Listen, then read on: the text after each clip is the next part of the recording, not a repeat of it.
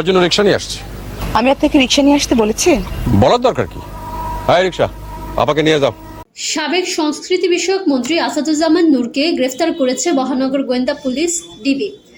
রবিবার 15 সেপ্টেম্বর রাত 11টায় বেইলি রোডের নরতন কলোনি থেকে তাকে গ্রেফতার করা হয়। তিনি মিরপুর থানার একটি মামলার এজাহার নামীয় আসামি। গ্রেফতারের বিষয়টি নিশ্চিত করেছে ঢাকা মেট্রোপলিটন পুলিশের জনসংযোগ ও গণমাধ্যম শাখার উপপুলিশ কমিশনার মোহাম্মদ তালেবুর রহমান। সাবেক প্রধানমন্ত্রী শেখ হাসিনার তৃতীয় মন্ত্রিসভায় সংস্কৃতি বিষয়ক মন্ত্রী হিসেবে তিনি দায়িত্ব পালন করেন। 2001 সাল থেকে 2024 সাল পর্যন্ত নীলফামারী 2 আসনের সংসদ সদস্য হিসেবে দায়িত্বরত ছিলেন তিনি। আসাদুজ্জামান নূর রাজনীতির পাশাপাশি একজন খ্যাতিমান অভিনেতা। তিনি 110টিরও বেশি টেলিভিশন, চলচ্চিত্র ও ধারাবাহিকে অভিনয় করেছেন।